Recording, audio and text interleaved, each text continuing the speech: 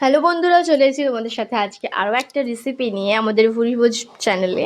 তো দেখো, তার জন্য কিন্তু আমাদের লাইক শেয়ার ফলো করতে ভুলো না।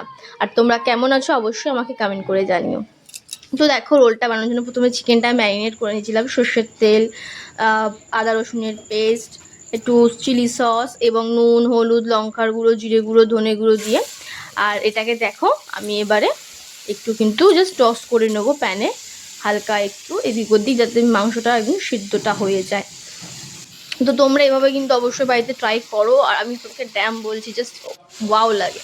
তো আজকেরটা কিন্তু আমি একটু অন্যরকমভাবে করেছিলাম, আমি আমার মতো করে ট্রাই করেছি।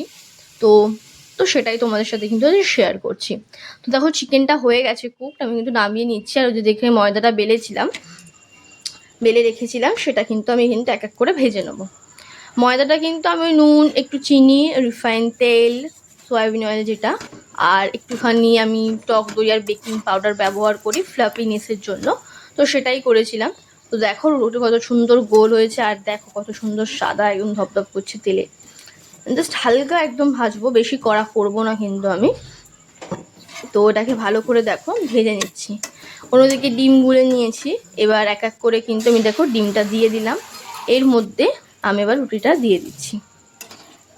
এইভাবে তোমরা একবার জাস্ট ট্রাই করে দেখো, তোমাদেরও কিন্তু ভীষণ ভালো লাগবে।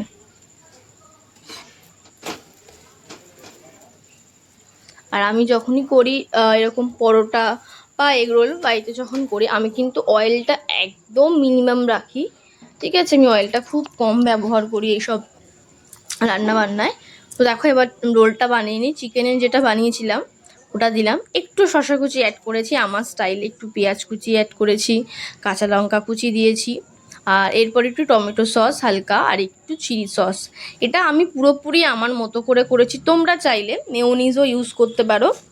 আর শসা বাদ দিয়ে জাস্ট পেঁয়াজ আর লঙ্কা দিয়ে মেয়োনিজ দিয়েও কিন্তু তোমরা এটাকে বানিয়ে দেখতে পারো, দারুণ লাগে খেতে।